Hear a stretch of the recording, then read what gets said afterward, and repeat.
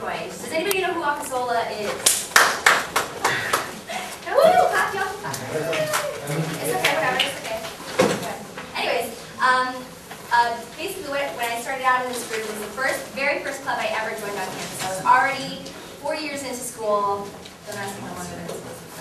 But it was my 4th year in school, and I had never been involved in a club before in my life. And I felt like it was just school and just work, and that's all it was, and there was no life on campus. And I was the one other person adding to the idea that our school was a commuter school, a commuter campus.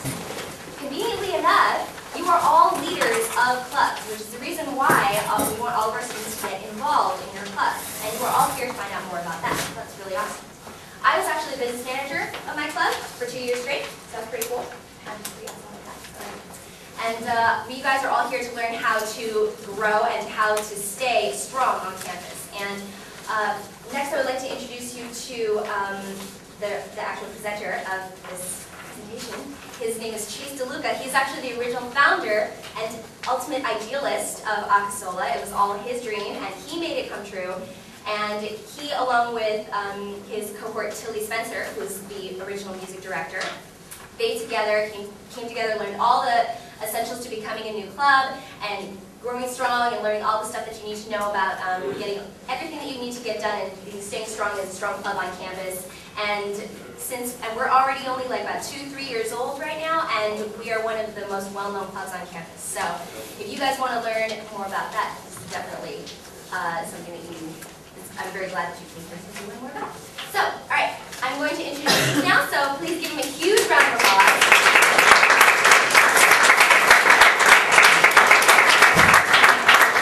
How many of you guys know Melanie?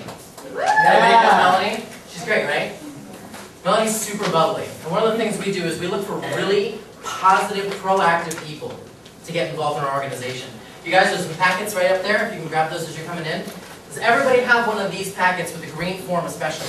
No, we do. Okay, I'll get to the green form. Anybody not? Raise your hand if you don't.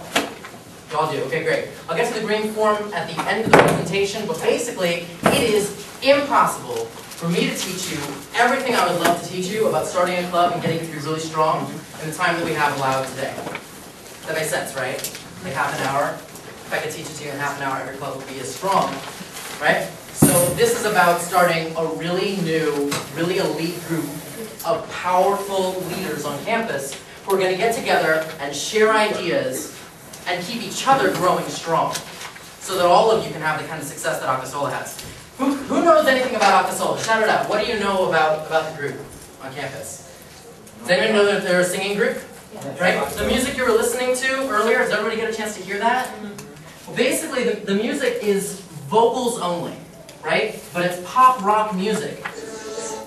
So the songs that they sing, Lance Morissette. So that's what they do, right? So they're this rock music a cappella group, 2 years old, like Melanie said. How many clubs here have been around for a while? Anybody been here more than 5 years? Cool. Either of you guys have a house, like a frat house or something like that? Cool. You do? No, I was waiting my hand. Oh, okay. I don't know. That's cool too. Acasola has a house. Who else has houses on campus? Right? Like the frats? People who are serious. We said that we were going to have this group move faster than any other ever on campus. I started the group when I was a senior going into my graduation. I said, I don't have time to wait for the group to get good. I need to have a second year or a first year. So that's really how this group got such velocity. And when you go, any of you starting new groups today? Any of you having a group that's less than a year old? Show of hands, anybody less than a year old? Perfect. Perfect. Statistically, about 1/3 of the groups on campus are less than a year old. Okay, of all of the groups, there's like 270 organizations on campus. Okay, 1/3 of them are less than a year old. There's huge turnover at this campus.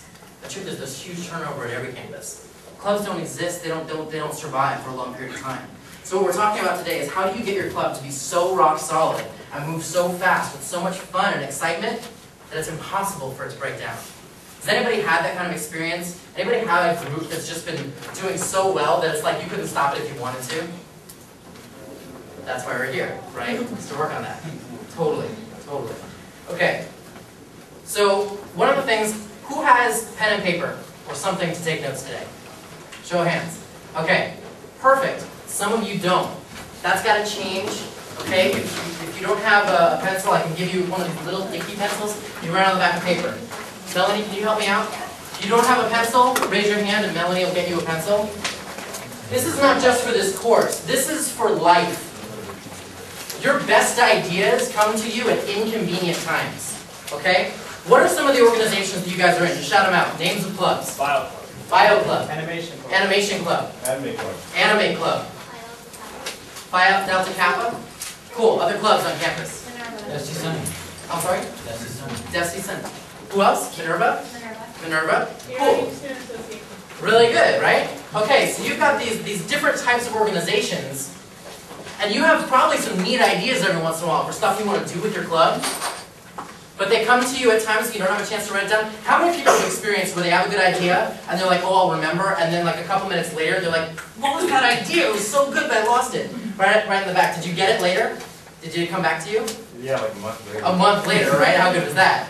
Okay? Something that I've taken habit of, and I think everybody who is a powerful person in the world has learned to do, is you need to have something to write with and write on at all times. Who's carrying a cell phone right now? Everybody. Who's got the driver's license with them right now? Your pad and paper needs to be that critical. It needs to be on you all the time. I take this with me into the bathroom when I leave my phone in the bedroom. Like, it's that important. How many times, you don't have to show your hands, have you had a really good idea in the bathroom, right? It just happens, right? Be writing stuff down, because no matter how smart you are, you'll never remember all of the really great ideas you have. And if you get them out of your head, your mind is clear for new, really great ideas. Okay? Create a space where you're going to be making really exceptional things happen. That's going to require that you write stuff down. So definitely be writing down anything you can today. If you have any questions that come up, we'll take them at the end, so write those questions down. Because again, you won't remember by the end of the class, right? One of the things that we're going to talk about today is defining integrity. Okay? Who can tell me what integrity is? What does that mean to have integrity? Honesty? Okay, anybody else? What does it mean to this guy's got a lot of integrity. Got an idea? Just, he's, as a human being, he's together. He's genuine, I guess. Genuine, very good. You have certain principles and you stick to them. You stick to your principles. Anybody else? Good character. Good character. Like you actually do what you say? Do what you say. I'm going to stop there because for me that hits it on the nose. There's different levels of integrity. But within the club and organization, the base level integrity is really important. For me, what I define the base level integrity as is doing what you said you would do by when you said you would do it. And if you can't, getting in communication about it. Okay? If you're a powerful person and you're really making a difference for your club, who here is up to making a difference? Show of hands. Who's interested in having their club like really be something way bigger than themselves? Right? How many? For me, I said my club is going to exist for the next 25 years and beyond. But 25 was my number. Who had a number? Anybody ever say my club is going to exist for this many years? Anybody? How many years? 10. You're just, okay, I got 10 years. I can see you're not going to be here in 10 years, right? Okay? Edgar, is that your name? Yes. Edgar's up to something bigger than himself. Okay? This is what we're talking about here is an organization that's into something so big, so big and so profound about where we're going that it's not about you. Right? So in order for that to happen, you need integrity, which is having what you say equal what happens. Okay? Now, powerful people will break their promises. That's okay. Okay, you have the people who aren't ready to commit, kind of wish-washy people, who aren't ready to make any promises to anybody, and then nothing gets done. Make a promise to yourself and share it with other people. Our club is going to have this many new recruits next year. Make it measurable. Our club is going to have this many events this year. Say what you want to have happen, and then work really hard to make it happen. And if it doesn't, just be really honest.